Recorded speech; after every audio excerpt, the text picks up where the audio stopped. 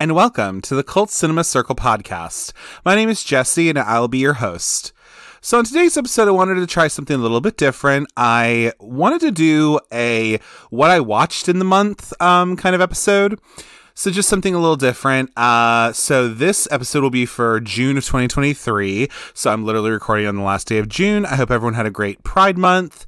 I also, it was my birthday month too, June 15th.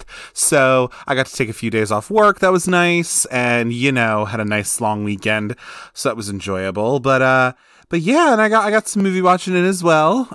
So I also, part of this, participated in a little thing that, shout out to the horror queers, Trace and Joe.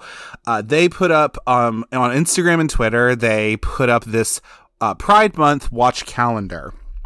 So every day, and they did something like this last October that I did, and then also they're probably going to do it this October, I would think, but it's just something where they give a prompt every day of a different kind of type of horror movie to watch, and so they asked on Instagram and Twitter, like, oh, hey, what are you going to be watching? And I decided to just go full steam ahead and participate in that. So I'm going to break this up in a little bit of ways. So the first part of this episode is going to be me going over what I watched for the Pride Watch that I did for horror queers. And then I'll talk about some of the other movies that I watched that weren't a part of that. And I'm going to go on my Letterboxd and kind of go through all that. So you're not going to get any editing in this probably. I'm just going to talk off the top of my head. So let's get started. All right, so day one was the prompt of Queer Best Friend. And so I decided to go with a little movie called Tammy and the T-Rex from 1994, which the Horror Queers actually have a recent episode on this, which I listened to. It was really fun. This movie is pretty much, it's a movie with a young Denise Richards and a young Paul Walker. Pretty much an evil scientist implants the brain of Michael, a murdered high school student, into an animatronic Tyrannosaurus. Michael escapes, wreaks havoc on the high school tormentors who killed him, and is reunited with his sweetheart Tammy. Together, the couple tries to elude the mad scientist and the police and find a more appropriate vessel for Michael's brain. So I said, there's a queer best friend in this named Byron. And I love Byron so much. I'm already in love with him. He is kind of like the stereotypical gay best friend, if you will. But actually, I think they're really good about not making him the butt of the joke or anything like that. And his character is actually pretty cool.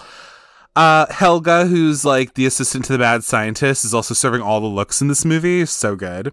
The guy who's the leader in Children of the Corn, the little Isaac guy, he's in here as well. He gets his head eaten off by the T-Rex, so that's fun. Oh, spoilers, by the way, I guess.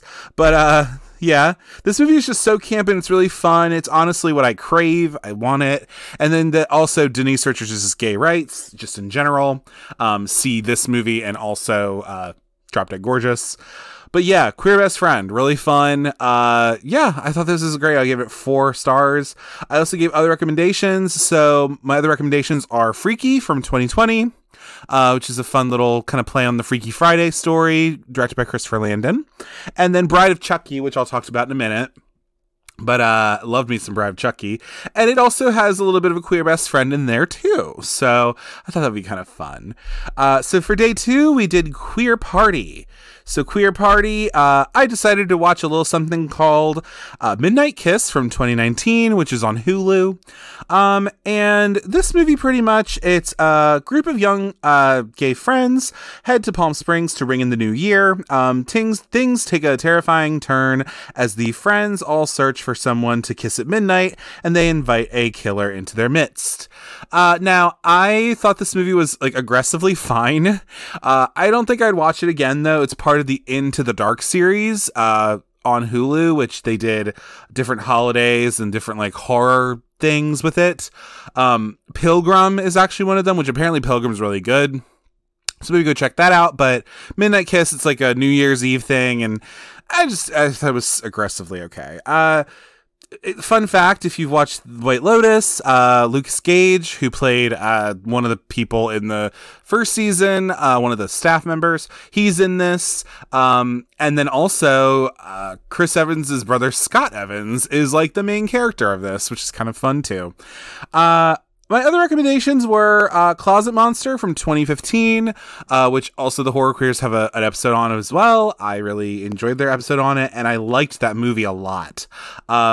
And so there's a queer party in there because the main character is like a teenager who's coming to terms with his sexuality, and he goes to like this party, and it's real fun. And then of course I had to put in the Rocky Horror Picture Show because, I mean, come on, of course I would. But yeah, those are my other recommendations. Then for day 3, it was Dolls was the prompt. So I decided to go with Bride of Chucky, which, if you don't already know, Bride of Chucky, Chucky hooks up with another murderous doll, the bridal gown-clad Tiffany, for a Route 66 murder spree with their unwitting hosts. We have a young Katherine Heigl in this. We've got Jennifer fucking Tilly, who's just amazing. That's what I say in my note. But yeah, Bride of Chucky, it had been a minute since I've watched this. I don't think I really watched it all the way through before. I watched like bits and pieces of it. But I really liked this. It was a 4-star movie for me. I really enjoyed it. There's so many horror nods, and it's very aware of itself. And I mean, just having Jennifer Tilly coming off the heels of like Bound, which is so good, and even something like Sarah House Arrest, I just think that she's in such good form with this.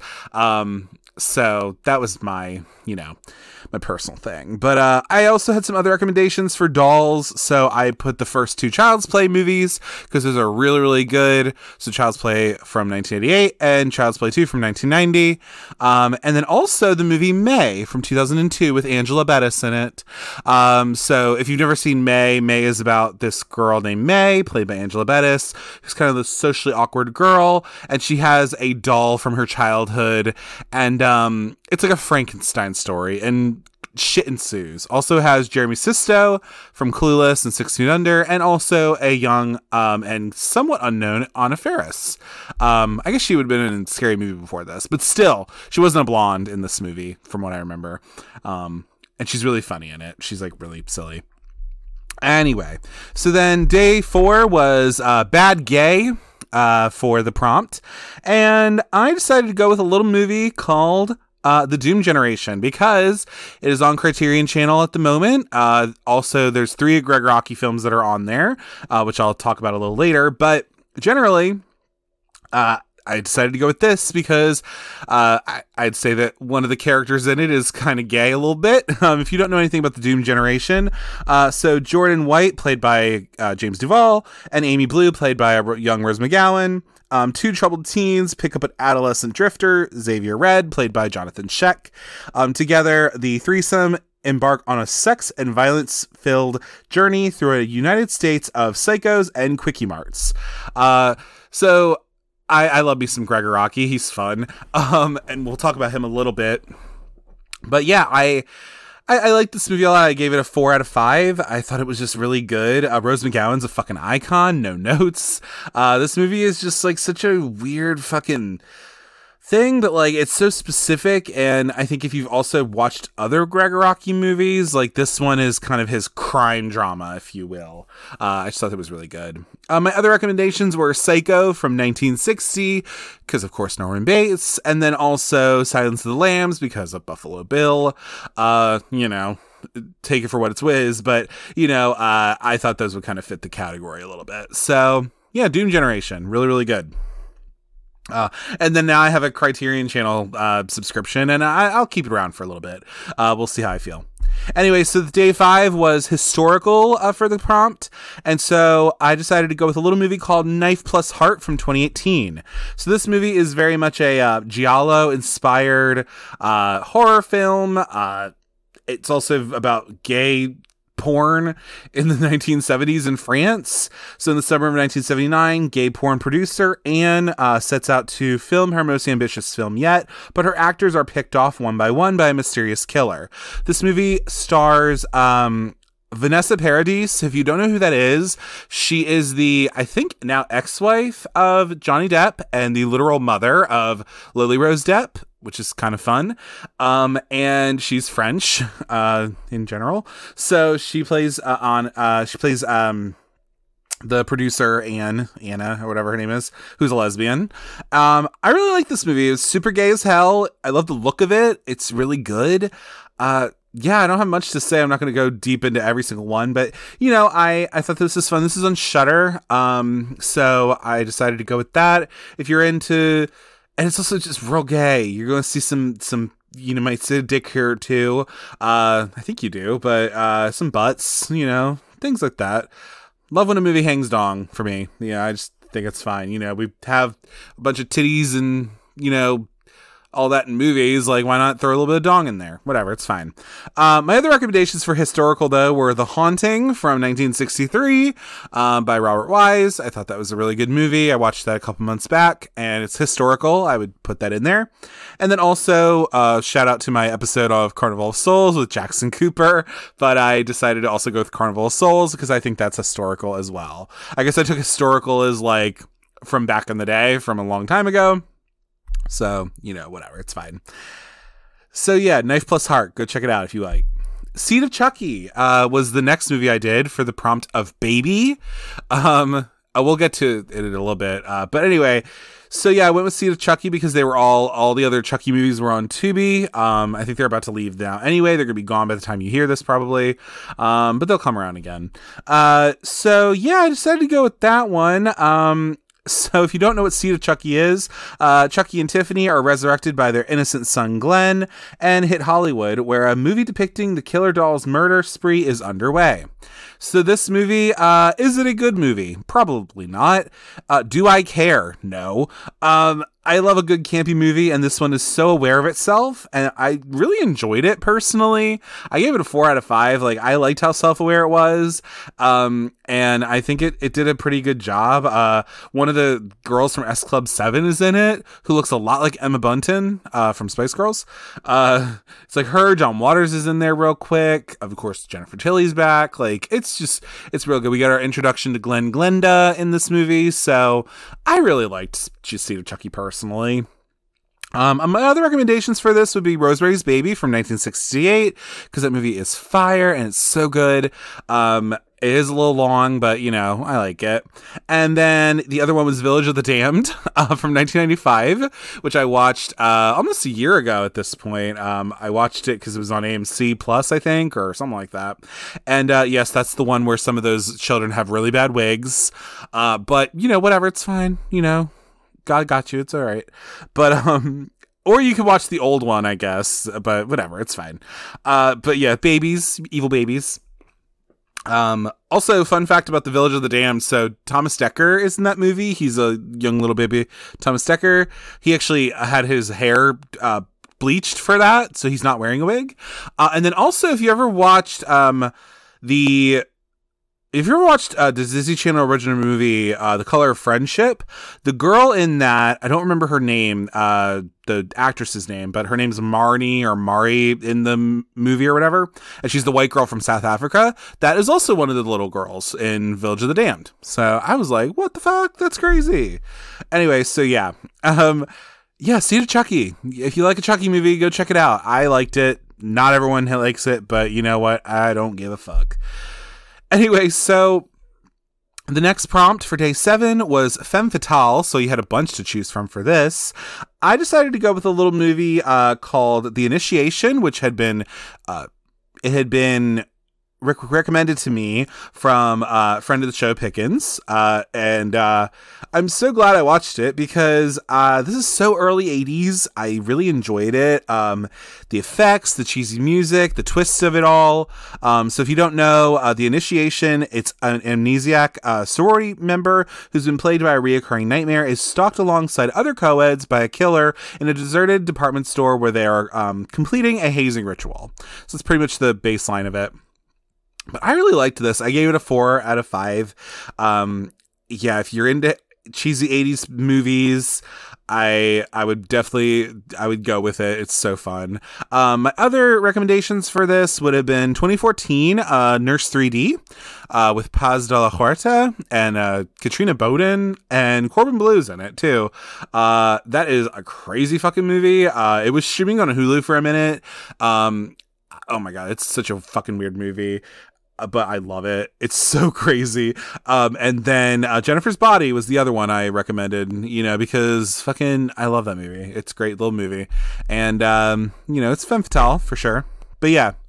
Then for day 8, we went with pre to mid Hays Code. So we're talking 1920 to 1940s.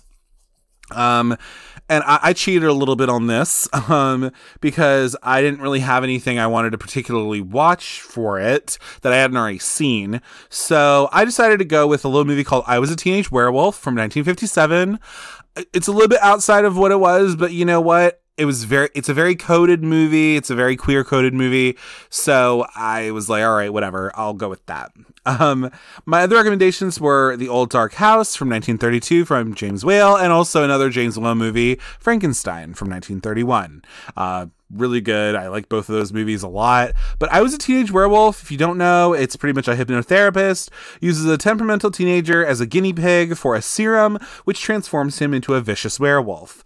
This also has Michael Landon, who, if you don't know, that's Chris Landon's father. And he's also the dad from Little House on the Prairie. Chris Landon is the one who did Freaky. He's done Happy Death Day, all that kind of stuff. He's gay, horror director. Love it.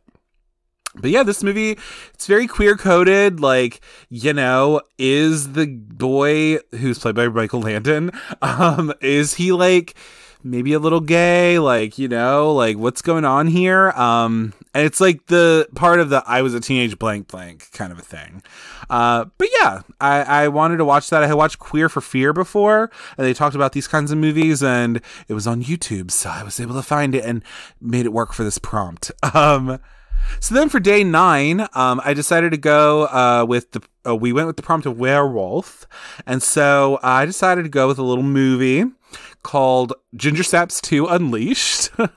Now, yeah. So I recommend the first Ginger Snaps 2 for this particular category. But Ginger Snaps 2 pretty much is about Bridget, played by Emily Perkins, who is the little girl from she's the Beverly, but she was in the first movie. And Bridget is escaped to the confines of Bailey Downs, which is where her and her sister Ginger lived in the first movie.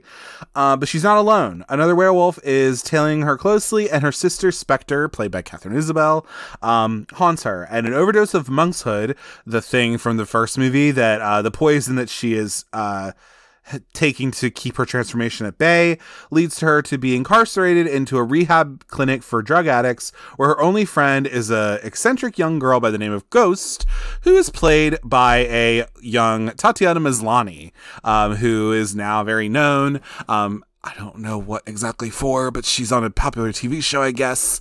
Anyway, but this is her being like a, you know, like young 20-something who looks like a teenager. But yeah, so this movie, so Ginger Snaps, I recommend the first one. And then also I did American Werewolf in London too. I think that's a fun movie for werewolf. I said in my note, I was like, girl, this movie is actually pretty decent. I think it's a departure from the original movie, and I like the dark tone of it. There is some funny things in here a little bit, but I do think Ginger Snaps has some like real dark comedy in it, and I think this one leans a little bit more dark. It doesn't have as much comedy in it, but I'm okay with that. And overall, it's a good time. So this movie, Ginger Snaps 2, and Ginger Snaps 3, which I have not seen, are all on Shudder right now. They Ginger Snaps 2 and 3 just came on there, so I don't know when they're gonna be leaving, but you know, get your chance if you want to watch it, I guess. But yeah, so yeah, go watch Ginger Snaps 2 if you want to. My next prompt was for European, so I decided to go with a little movie that I think I was actually in the middle of watching anyway, but it fit the theme, so I decided to, why not? And so this one was In Fabric from 2018, directed by Peter Strickland. So this movie in particular, a haunting ghost story set against the backdrop of a busy winter sale period in a department store, following the life of a cursed dress as it passes from person to person with devastating consequences. So yeah, this is my second foray into Peter Strickland. So my first one was I watched Flux Gourmet, and I was like meh about that movie, if anything. Maybe if I watched it again. But this movie I liked. It was 3.5 for me. Oh, my other things, I guess, if you care, were I Was a Teenage Werewolf was 3 stars, and then 3.5 stars for Ginger Snaps 2. But yeah, In Fabric, I gave it a 3.5. I liked it, you know. It's my favorite one, I think. I like how off-kilter things are in that movie, and the movie just looks really fantastic as well. And we'll talk about another Peter Strickland movie in a minute. But yeah, I enjoyed myself with this, and it's European. It takes place in England, so of course, like, I'm going with it. My other recommendations for this were Dream Demon from 1988, which was also on Criterion Channel. You know, I think it's now left, but that is a movie with Gemma Redgrave in it, and also Kathleen Wilhoit from Dream Demon, from Witchboard, and then also the voice of Pepper Ann. But that movie's fucking crazy, and I actually kind of liked it. It's a really sapphic movie too, which is really fun. So I don't know, lesbians, like, if you don't know about Dream Demon, go watch it. You might feel something or two. My other one was Peeping Tom from 1960. So that movie's really fun. It's kind of like a predecessor of, like, the slasher, if you will. Kind of like how Psycho was here in the States. Peeping Tom was in the UK. And I enjoyed myself with that. I watched that a couple months back. It was on Tubi, probably a year ago, actually. But yeah, I liked myself. I liked it. And so yeah. Go with Peeping Tom as well. But yeah, In Fabric was pretty cool. It was on Showtime, so I decided to go with that.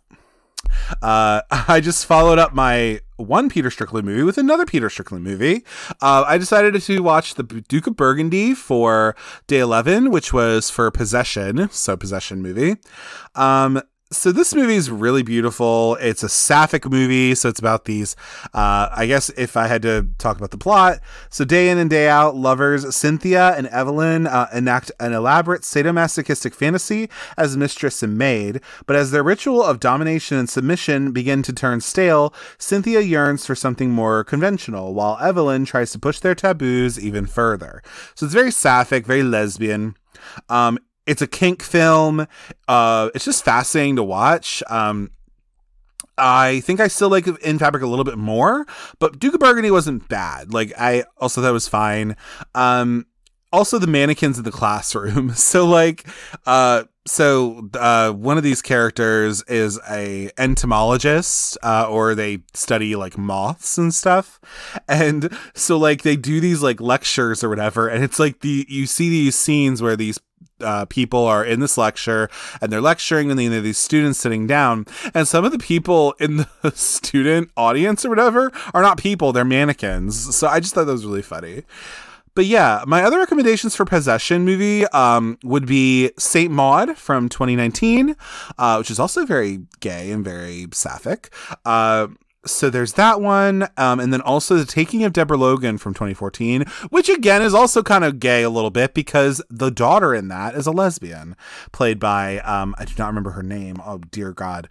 But the grown daughter of Deborah Logan, she's real good. She plays a lesbian character, but she's in Brooklyn 45. There's a movie called Brooklyn 45 on Shudder right now, and she's in that. So yeah. Go take a look at The Taking Deborah Logan and also Saint Maud if you want to. But you know, The Duke of Burgundy, I think it might still be on Tubi. I watched it on Tubi, so go ahead and take a look. Day 12 was Slasher, so there's plenty you could choose from with this, but I decided to go with a little movie called Hellbent from 2004. This was actually on YouTube. I found it on there, so I was like, all right, let me go watch it.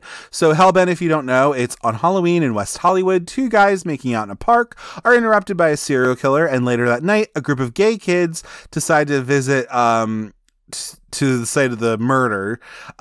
So it's more than that. It's about these 4 gay friends who are out on the town in West Hollywood, and they are going to this like fucking parade shit or like some carnival that happens there. And then a killer is trying to kill them all and shit like that. So yeah, I mean, it's low budget as shit. It's terribly 2000s, but I did enjoy it. I gave it a 3. It was not bad. And it's kind of a quintessential gay slasher. I mean, it is like the first one, really. Some other ones I go on with this. So for slasher, I put Sleepaway Camp, 1983, because Sleepaway Camp is always a good time. So there's that one. And then also I put a little All About Evil on there, which is from 2010. I actually just got the Blu-ray for it from Severin Films. That's on Shudder if you want to watch that as well. And be on the lookout because you might hear a little something about All About Evil coming up.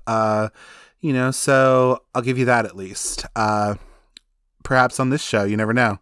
But anyway, so yeah, I would say with that, so Hellbent, fun times. For day 13, I decided to, the prompt was camp. So of course that's like my wheelhouse and I really like it.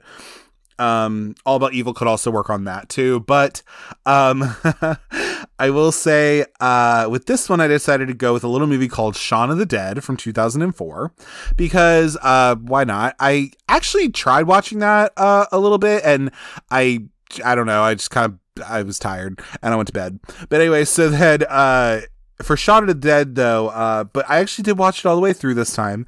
And so this movie, so Sean, played by Simon Pegg, he lives a supremely uneventful life, which revolves around his girlfriend, his mother, and above all else, his local pub. So this gentle routine is threatened when the dead return to life and make strenuous attempts to snack on ordinary Londoners. So this was a fun watch. It's a fun take on the zombie subgenre. I can see why people either love it or hate it, though. I'm kind of glad that there's like a happy ending to it. So watch it for yourself and see if you like it or not. Like the happy ending is like Sean and his girlfriend, like, they survive the zombie apocalypse or whatever, but then their friend or his friend Nick or whatever, he's a zombie, but they just like keep him in the shed and him and Sean play video games together. It's like really cute, but I'm just like, all right, but it's very campy. It's very much taking the piss out of like zombie movies and stuff like that. There's a lot of homages to it, so again, your mileage may vary depending on how you like it. Some other movies that would fall into this would be Chopping Mall from 1986 with our girl Kelly Maroney and Barbara Crampton about killbots at a mall. And then House from 1977, which is a Japanese movie. And that movie's fucking crazy and ridiculous, and I really liked it. And yeah, that was on HBO for a minute, so you might still be able to find it there. But yeah, House is really fun too. I really like that. But yeah, then we got Day 14, which was body horror. So with this movie, I decided to go with Crimes of the Future from 2022 by David Cronenberg. So if you don't know what Crimes of the Future is, as the human species adapts to a synthetic environment, the body undergoes new transformations and mutations. With his partner Caprice, celebrity performance artist Saul Tenser publicly showcases the metamorphosis of his organs into avant-garde performances. Tim Lin, played by Kristen Stewart, an investigator from the National Organ Registry, obsessively tracks their movements, which is then when a mysterious group is revealed, and their mission to use Saul's notoriety to shed light on the next phase of human evolution. So this is like kind of not really remake. There's a movie that David Cronenberg did back in the 70s, also called Crimes of the Future, but it's not really like this. And we'll get into another David Cronenberg movie later. But yeah, this one, I gave it a 2-star. I did not care for this movie a whole lot. My personal opinion. I don't know what I really watched, but I know it wasn't for me. This is my first movie watching a Cronenberg movie. I really don't think I'd watched one like that all the way through. So hopefully there's better entries, and there are. So yeah, I just was like, nah.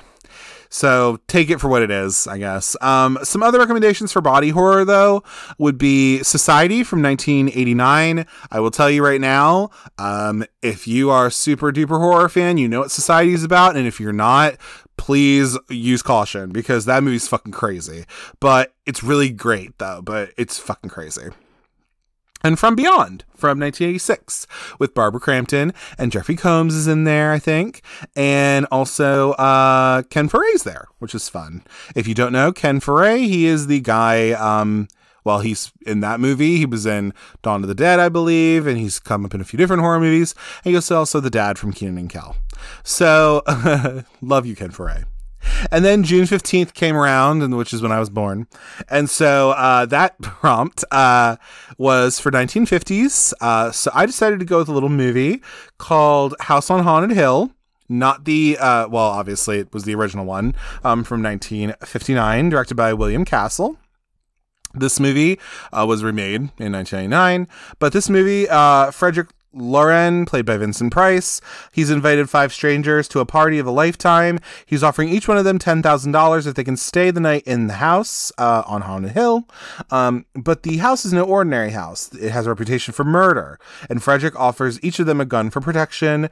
They all arrived in a hearse and will either leave in it $10,000 richer or leave in it dead. So, yeah. I said this is being watched on my birthday, so we'll see how I like it, and I'm happy to report that I enjoyed myself. I did like this movie. I gave it a 3.5. I think, yeah, it's super fun. Vincent Price is always a gas to watch. I enjoy him. And so, yeah, I thought this was great. I was sort of watching the remake before, but then I got tired and fell asleep again. So, you know, it's just, it happens to me every so often, but yeah, I went with this, and I was like, all right, why not? Let's watch it. And it's free on YouTube. You can watch it. If you're at all a fan of reaction channels for movies, our boy Nick Says Boo actually has it might still be on his channel. He was doing public domain movies where you could watch along with it. That one might be up on his channel. I know he was having some issues with that too, but yeah, go take a look. It's really easy to find. It was on Prime. I think you can find it on YouTube. Like, it's a fun little movie to watch. Some other recommendations for this would be Les Diaboliques from 1955. Really fun black and white French film that has been very influential in the horror sphere. And also Godzilla from 1954. Which apparently Pluto's going to have some channel where you're going to be able to watch Godzilla movies all the time. So hell yeah, good old Godzilla. So then day 16 was Vampire. So of course you have all the things to watch for Vampire. So I decided to go with a little movie called Daughters of Darkness from 1971. This movie follows a newlywed couple passing through a vacation resort. Their paths cross within a mysterious, strikingly beautiful countess and her aide. So this movie is very much a lesbian vampire movie. I didn't really have much to say about it. I gave it a 4. I think it's aesthetically really beautiful. And I mean, the sapphic vibes are all over it.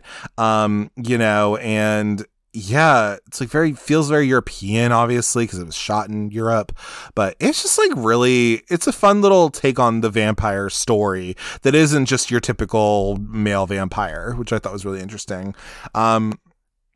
Of course, there were things like that. There were female vampires before that, but I think this one did a really interesting job, and it's its own thing. So, yeah, Daughters of Darkness. I watched it with, I think I watched the Last Drive-In version of it, because they did that as well.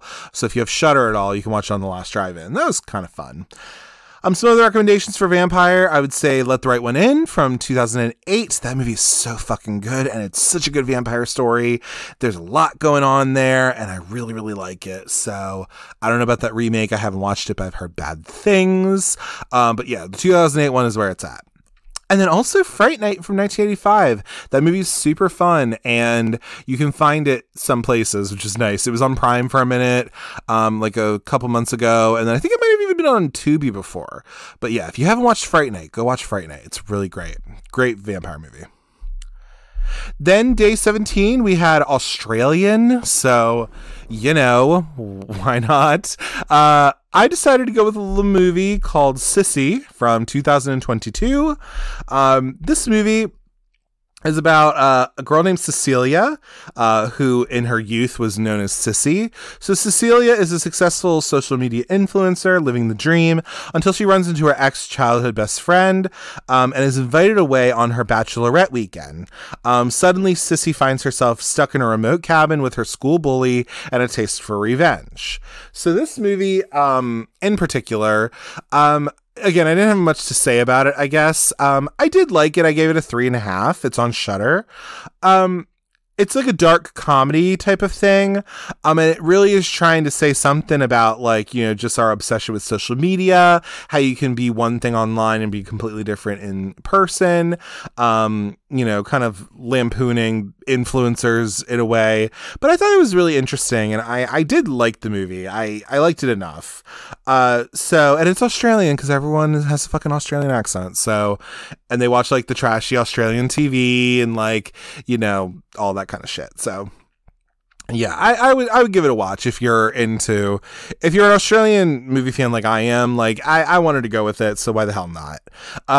My other recommendations are Wolf Creek from 2005. That one still fucks me up. Like, it's a really good movie. So yeah, please proceed with caution. But Wolf Creek's really good. And then also I went with Lake Mungo from 2008. That one's a very well-known mockumentary thing going on. I still think it's pretty good. It's not amazing, but like I do like it for what it is. I would maybe put like Wake and Fright in here a little bit. It's from the 70s. That is also on Shudder, I think. So, you know, I watched that a couple months ago, but yeah, I'm a good Australian movie fan. I like that kind of stuff. So, you know, I was into this one, and why not go with this? The next prompt for day 18 was Paranoia. So I decided to go with a little movie called Invasion of the Body Snatchers from 1978, which is a remake of the movie from the 50s, and then got remade again as Body Snatchers in 1993 with Meg Tilly in it. And directed by Abel Ferreira. So Invasion of the Body Snatchers, if you don't know, this is what pretty much happens is that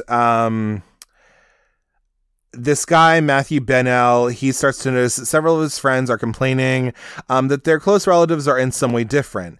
When questioned later, they seem themselves changed as they deny everything or make lame excuses. As the invaders increase in numbers, they become more open, and Bennell, who is by now witnessed an apparent replacement, realizes that he and his friends must escape or suffer the same fate. But who can he trust to help him, and who has already been snatched? So Matthew Bennell, I believe, is played by Donald Sutherland, who will also come up in another movie a little bit later. So Donald Sutherland, you have Veronica Cartwright, Jeff Goldblum, bunch of people in this movie. So, you know, pretty good. What is her name? Brooke Adams. Yeah. It's also a PG movie, if I'm not mistaken. I don't actually remember if it is, but it might be, actually, if I'm not mistaken. Because there's definitely some titties in this movie, and I'm just like, what the fuck? Like, how did this happen? But yeah, I mean, I might be wrong about that, actually, but I feel like it was, like, I feel like it had PG on it when I was, like, looking at it, because I watched it on HBO, and I was like, oh, okay, well, that's weird. Anyway, so with this movie in particular, I liked it. I gave it a 4 out of 5. The use of Amazing Grace in this movie is really good. You'll know what I'm talking about if you've ever seen this. Veronica Cartwright was so shook by this ending that she had to go up to space to go fight an alien, because this movie did come out right before Alien did. So, and well, the ending of this movie is very famous. That you find out that Matthew himself has become he's been, you know, replaced. So that's a whole fucking thing. But yeah. I also have in my notes that Jeff Goldblum is really handsome, because God, he is. Oh, we're going to talk about another Jeff Goldblum movie too, don't worry. And then also Donald Sutherland's hair is goals to me. I love his curly hair in this movie. Oh my God, I just wish. I don't know if my texture has it like that, but yeah, I really like his hair in this movie. So Some other recommendations for Paranoia. I decided to go with Jacob's Ladder from 1990. That's a really good movie. It has Tim Robbins in it. I think it's Tim Robbins. Yeah, Tim, Elizabeth Pena. Like, it's a really good movie. And then also Disturbing Behavior, which I did an episode on from 1998. Because why not? Yeah, Disturbing Behavior. It's kind of a different take on like the Stepford Wives a little bit, but it is Paranoia. But also, yeah, lovely Paranoia, like fucking the Stepford Wives from 1975. Great. That's really good. And then also like The Faculty, I guess, which is kind of like a play on the Invasion of the Body Snatchers from 1998. So The Faculty is really fun too. I guess you could put that in Paranoia as well, but yeah. So then for day 19, it was Home Invasion. So I decided to go with a little movie called Angst from 1983. So this movie is a killer is released from prison and breaks into a remote home to kill a woman, her handicapped son, and her pretty daughter. So this movie I gave it 3 stars, and I just put in my notes, I'm not watching this movie ever again. It's kind of based off of a real story of a guy who like got out of prison. So this guy gets out of prison and then he just goes and kills these people. And that literally happened in Germany, I believe, because it's set in Germany. So like, yeah, I just was like, what the fuck? This was on Tubi. So that's where I watched it. And, you know, I don't want to watch it again. I really don't. I don't. It's just like real fucked up. It's bleak. You know, I kind of knew that going in, I think, but like, I was just like, this is some fucked up shit. So, yeah, we'll not be watching this again. Some other recommendations for this movie or for this type of movie. I could do You're Next from 2013, which is a little bit better. I do like that movie and I don't hate it. That one. And then also, again, please exercise caution when you watch this movie, but Inside from 2007. It's a home invasion movie, and it's really fucked up. It's a French extremity movie, so it's on the same thing as, like, Martyrs and, like, Trouble Every Day and, like, High Tension a little bit. So, like, you know, your mileage may vary, but Inside's kind of intense, so... It's a really good movie. I do like that movie, but it's really fucked up, and I don't always want to watch it either. So that's another thing. Anyway, we're coming up we're on day 20 right now, so we only have about 10 more days to go through. So on day 20, the prompt was homophobic. So with this, I decided to go with a movie that is kind of infamous at this point, but I decided to go with They/Them from 2022 on Peacock. So if you don't know what this movie is about, campers at an LGBTQ plus conversion camp endure unsettling psychological techniques while the campsite is stalked by a mysterious killer. So this has Kevin Bacon in it. It has Anna Klumsky from My Girl and Veep and other things. Icon, lovely. And this movie is, yeah. So there's actually some strong actors in this movie, like the main character of the movie, who is a non-binary person. I thought they did like a perfectly good job. Like Carrie Preston's in this movie from like My Best Friend's Wedding and stuff. Like, you know, like there are some good actors in this movie, but they're criminally underused horribly. And then also, I just did not like it. I gave it a 1 star. I was like, yeah, girl, I'm hopping on that train and just saying, like, I didn't really like it that much either. I don't really know what they were going for with this.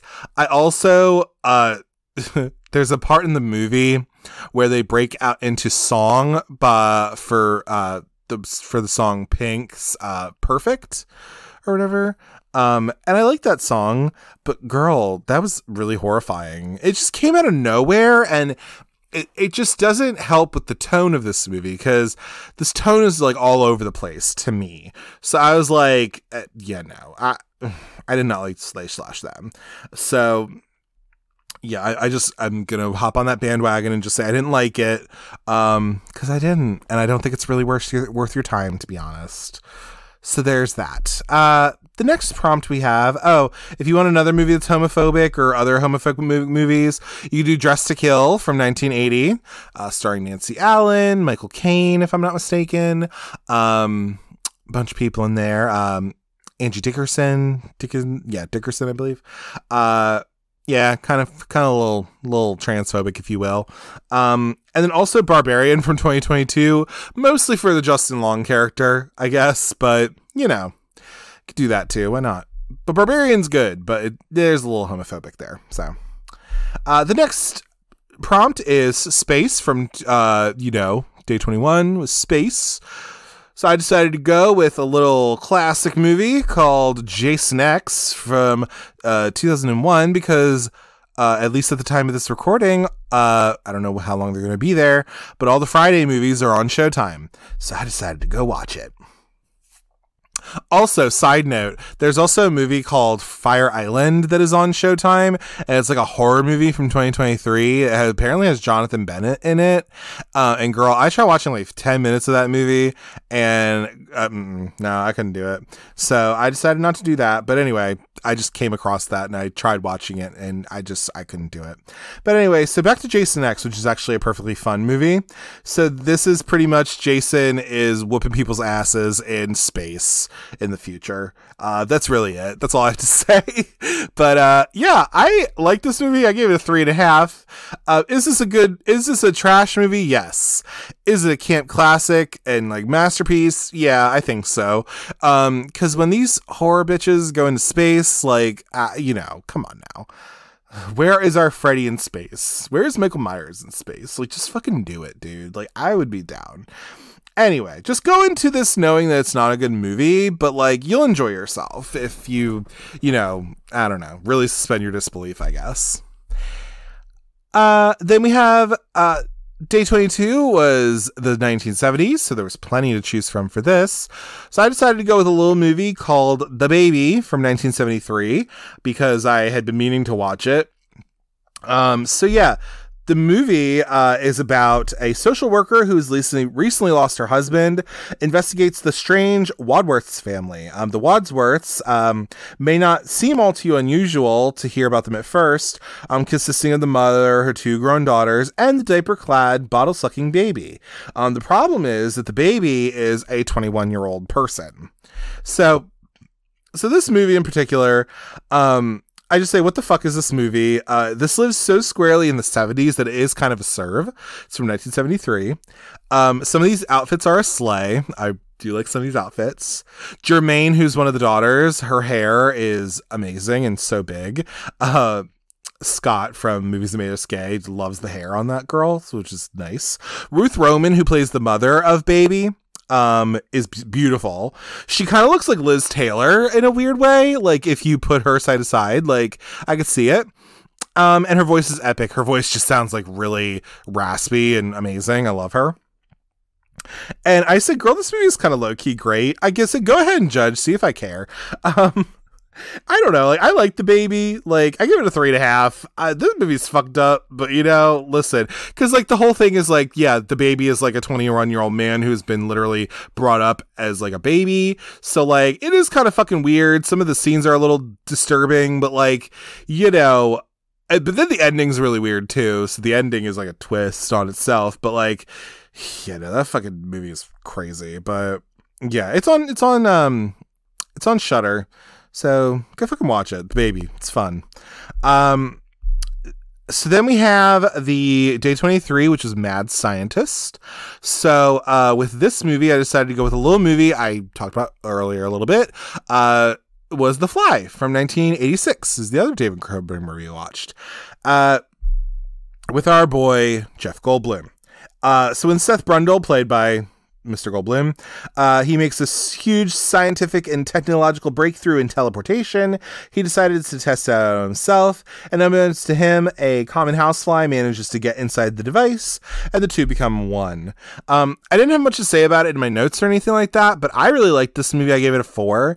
I just really enjoyed it. I thought it was like so tragic. It's very atmospheric too. I mean, like, you could tell that like Seth is somebody who is like very caring.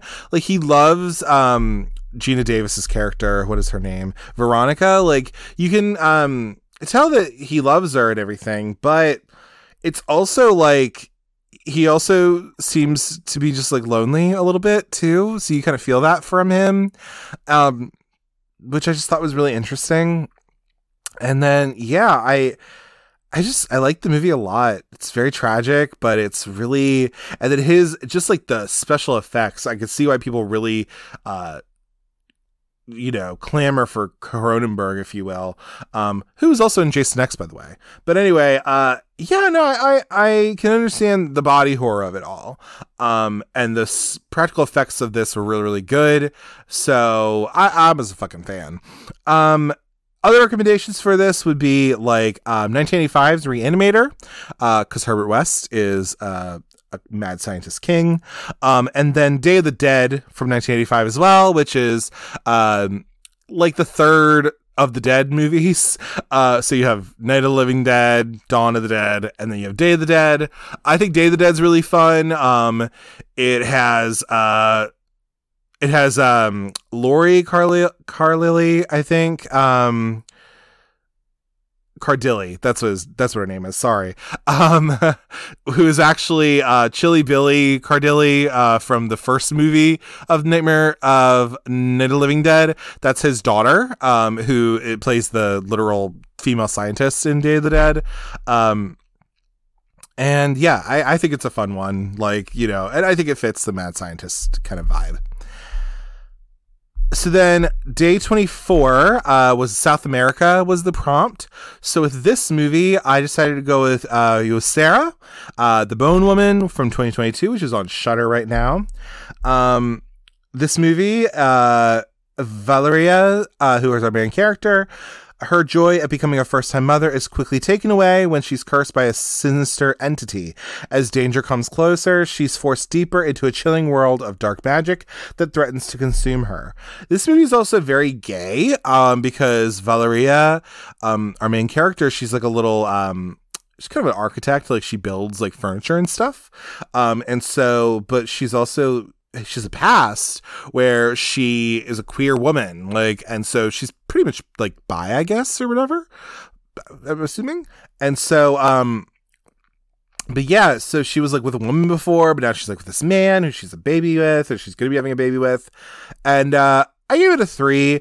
It didn't like super speak to me because I myself am not a woman. Maybe if you're, I don't know, I can't generalize like that, but like, maybe if you're female or you've had kids or something like that, maybe it speaks to you differently, or again, just being a female in general, maybe it speaks to you a little different.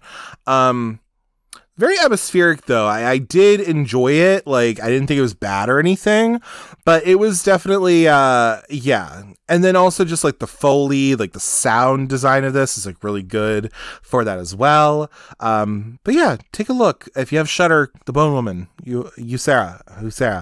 Yeah. So it's a good one. Some other recommendations for this as well would be Aterrados, Terrified from 2017, which is also on Shudder. That's a really good movie. It's creepy as shit. And then also, why not? But like The Green Inferno from 2013. I will never watch Cannibal Holocaust ever again. I'm sorry, I'm not doing it. But The Green Inferno, I could go with. It's not as graphic to me, I guess, in a weird way. It also has Daryl Sabara in it, which is fun. But yeah, the little boy from Spy Kids and Meghan Trainor's husband. But yeah, I thought, yeah. And Green Inferno does take place in South America. So I thought, why the hell not? And speaking of South America, also, this would be perfect for this because day 25 was Bad Lesbian, is the prompt. I went with a little movie called Good Manners from 2017, which is also a Brazilian movie, so it would work in South America. But anyway, yeah, so Good Manners is a film. It's a little long. It's quite long. But it pretty much follows Clara, a lonely nurse from the outskirts of Sao Paulo. She's hired by a mysterious and wealthy woman named Anna as the nanny for her unborn child. The two women develop a strong bond, but then Clara soon discovers a terrifying secret about the child, and this is pretty much a secret werewolf movie.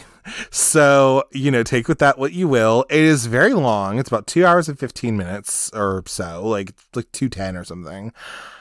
It is on Shudder right now, so you can watch it if you want to. And I will say I did enjoy myself. I gave it a 4.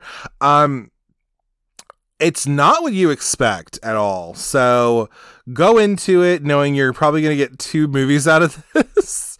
But yeah, I kind of liked it personally. I did really like it. And it's also like kind of a musical too, sort of. Again, a lot of stuff going on here. I don't think it's for everybody, but it was a good time. I did like it. Some other recommendations for Bad Lesbian would be High Tension from 2003, which I talked about a little earlier when I was talking about Angst, I believe, or whatever, or Inside, I think it was. Yeah, I was talking about that. There's that, and then also, High Tension's fucking crazy. And then also The Descent from 2005, because there is a character in there who is a lesbian, and she does some shady shit. So, but The Descent is really good, and I really liked it. So, yeah, go watch The Descent if you haven't already done so. Then we have Day 26, which was aquatic horror.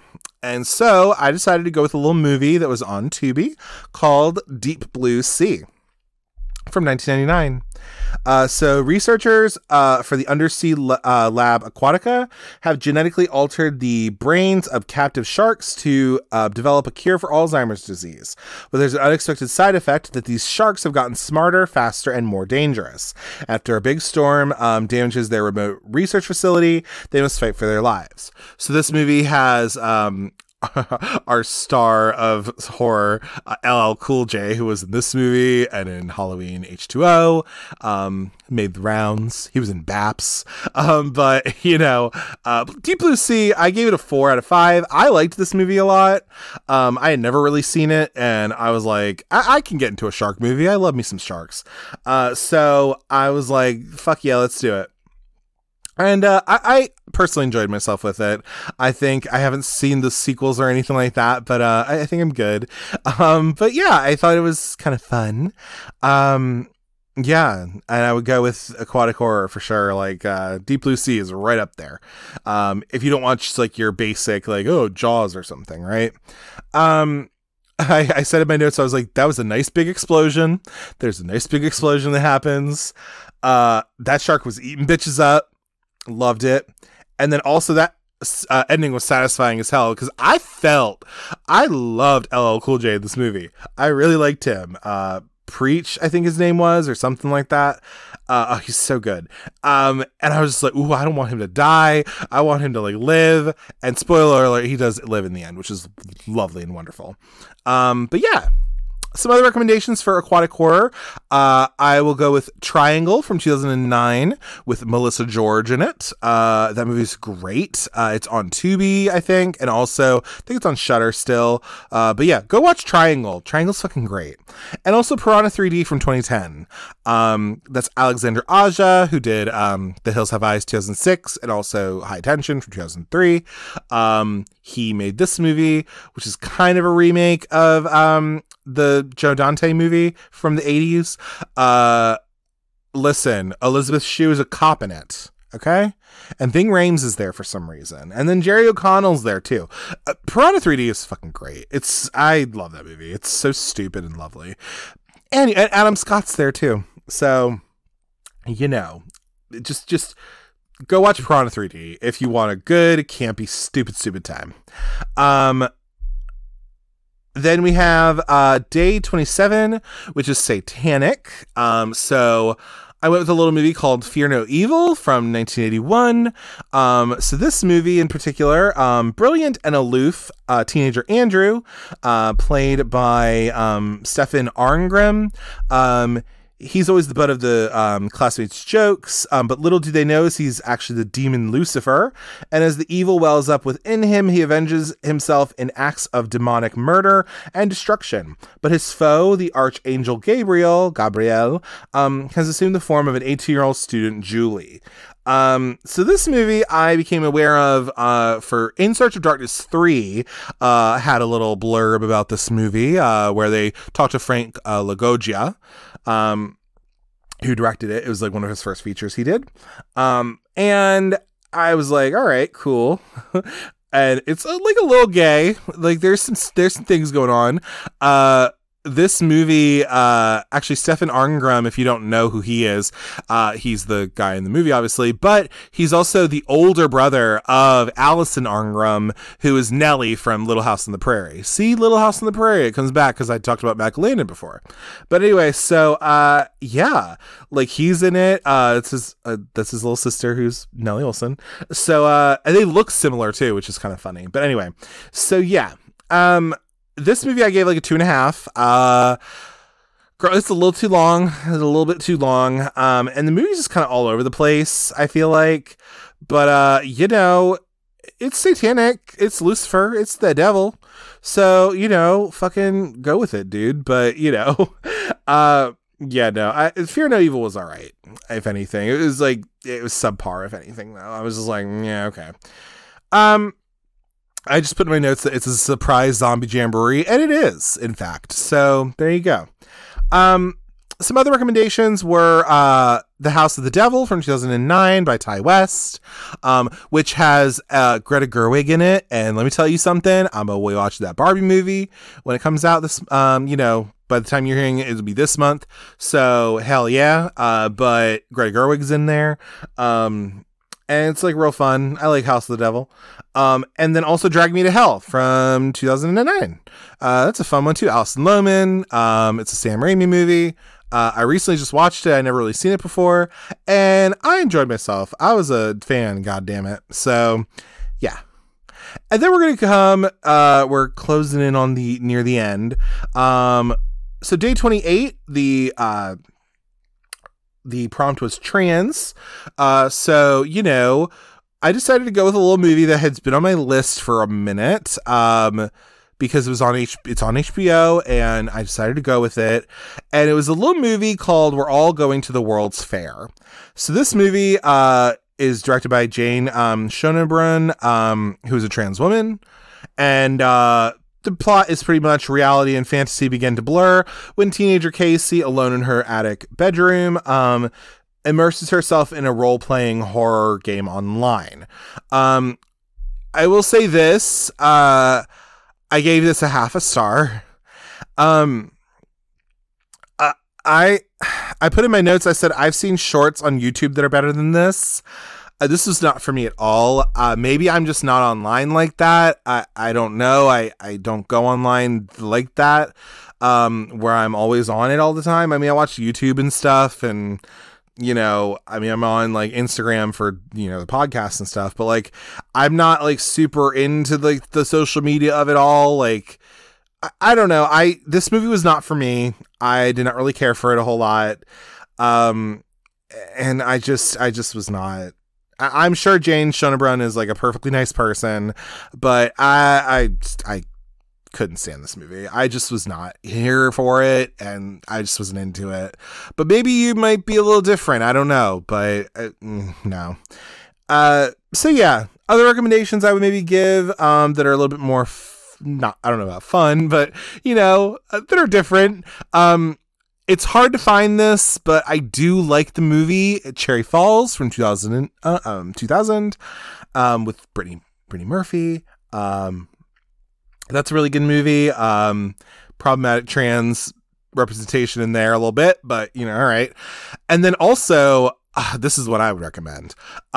Angel from 1984. That movie's on Tubi, and it's also on Shudder, and that movie's fucking great. It has Susan Tyrrell's there, and then Rory Calhoun's there. Ooh, it's good. Ooh, it's a really good movie. I love Angel. Go watch Angel, please. You'll see what I mean, because there's like a kind of a cross-dressing trans character, if you will, I guess. I don't know. You know, but there is some quote unquote trans representation in there a little bit. I think it could be argued. Again, I do think, because May is the character who I'm talking about. I think she is kind of trans a little bit, you know, she's somewhere in there. Because it seems like she's a sex worker, you know, on the street with the aforementioned Angel. So, you know, I think, like, you know, for 1984, I think the representation of that and just everything in that movie, there's so much there. But, you know, go watch Angel if you haven't already. Just go watch it.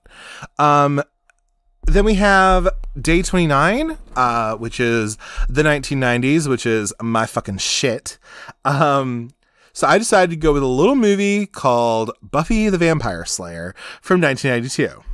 So we all know it's blonde, bouncy Buffy is your typical high school cheerleader, but all that changes when a strange man informs her that she's been chosen to kill vampires, pretty much.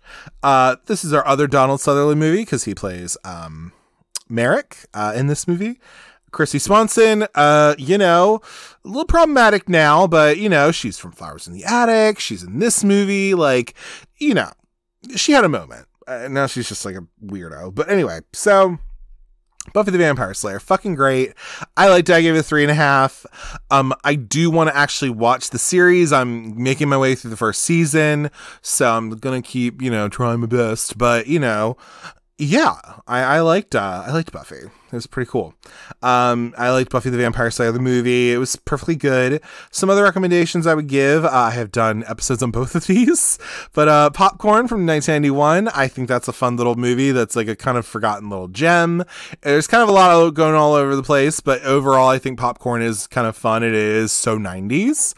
And then also, I would say Urban Legend from 1998. Because that movie is 90s as shit, and I think it is a fun little movie. Again, I'm not like super duper in love with the movie, but I do like it. And Urban Legend gets on there for me. So there you go. And then the movie I just watched today for the last category, which was Love Wins. Is I watched a little movie called The Love Witch from 2016. So this movie is about Elaine, a beautiful young witch, is determined to find a man to love her. In her gothic Victorian apartment, she makes spells and potions and then picks up men and seduces them. However, her spells work too well, and she ends up with a string of hapless victims. When she finally meets the man of her dreams, her desperation to be loved will drive her to the brink of insanity and murder.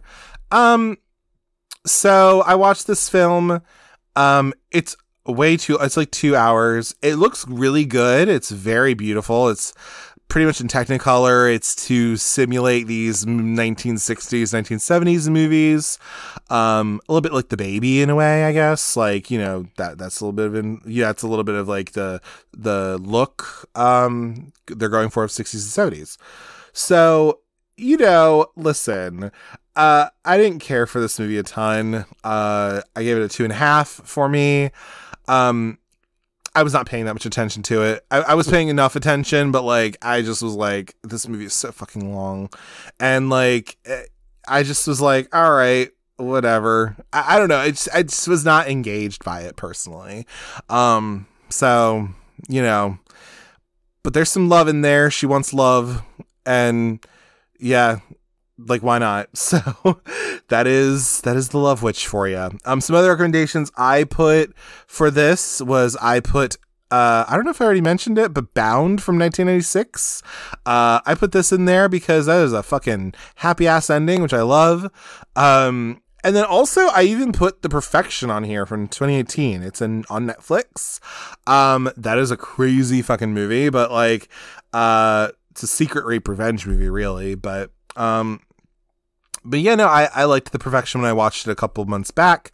So I decided to go with that. And yeah, so those are like my picks. So those are 30 movies that I've gone over. So thank you for, you know, sticking in, for this. But, in addition to those movies, I did watch a few other films as well. So some of those were Adventures in Babysitting from 1987, another Elizabeth Shue movie. I gave that about a 4. I liked that movie. It's on Disney Plus. The edited version's on Disney Plus. So if you want to see the unedited version, you might have to get that on Blu-ray or DVD or something. But Adventures in Babysitting, it's kind of a classic. Not all of it ages the best now, but like for the most part, it's still a pretty fun movie. And Elizabeth Shue is an icon, so love her for that. I also watched Dream Demon from 1988 because it was on Criterion Channel, so I went with that. So again, I already kind of recommended that one, but I did watch it and it was fun. Then I watched, let's see. I watched I Know What You Did Last Summer because I'm doing an episode on it. So I gotta, of course, I watched that one. I give it a 4. I like that movie enough, so, why not? I also watched, I mentioned earlier about Greg Rocky films because Doom Generation was one of them I watched, but I also watched the other 2 Greg Rocky films that are on Criterion right now, which is Totally Fucked Up and also Mysterious Skin. I will tell you right here, right now, I love Mysterious Skin so much. I love that movie a lot. Yeah. Again, I'm not going over like every single plot point of these movies that I did watch, but I did watch that one and I really, really liked it. I then watched The Mutilator from 1984, which is also known as Fall Break. That was a fun little kind of movie. It's like real splatter, kind of slasher, early 80s thing, kind of fun. I also watched One Cut of the Dead from 2017, which is a Japanese movie. I really liked that one. I gave it a 5 stars. Like, I really enjoyed that. It's like a play on the zombie subgenre, but also it's very much about like filmmaking as a whole. I thought it was really good. I also watched Night of the Demons from 2009, the remake. That movie is a hot mess and it's on Prime, I think. Just know it's not like the original Night of the Demons, which I think is pretty decent. But if you go into it knowing it's a bad movie, you're probably you can have a good time with it. Monica Keena, she's just all over the place with it, and I'm just kind of into it. I also watched Nope from 2022. I enjoyed myself with this. I thought it was a really good movie. It was very long, unfortunately, but like, overall, it's it's an alien movie. It's fucking weird shit. And I liked it. And I tend to like me some Jordan Peele films. So I finally decided to watch that. And also watched Nanny from 2022 on Amazon. I thought Anna Diop was great. It was a pleasant surprise. I really enjoyed her and that character. I just thought it was really good. So please, go watch Nanny on Amazon because it was pretty good. I also watched Freaky Friday because I needed something. I needed a palate cleanser after watching Angst. So I watched Freaky Friday. Where does this movie get off making me cry? Because that movie did make me cry a little bit, and I really liked it. And anybody who doesn't like it can go, jump off a cliff. I don't care. Like, I like that movie, and whatever. It's great. I also watched Evil Dead Rise because it's on HBO, so I decided to watch that.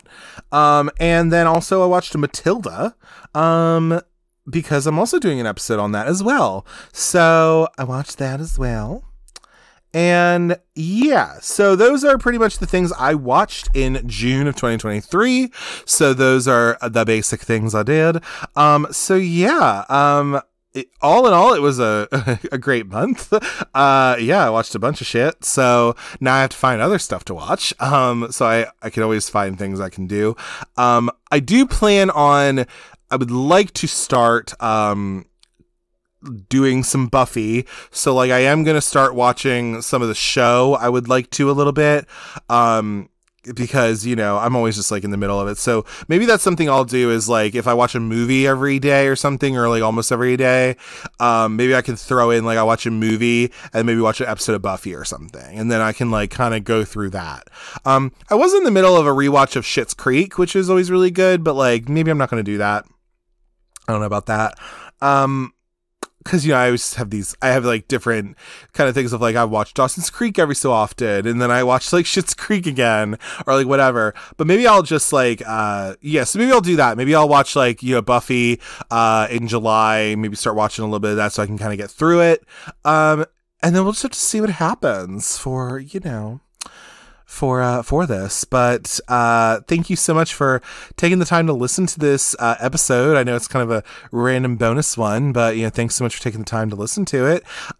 If you want to follow this show on Instagram, you can follow me at cultcinemacircle. If you want to follow me on Twitter, it's cultcinecircle. And if you want to follow my Letterboxd, you can follow me at Jesse, JESSE, KREMP, all one word.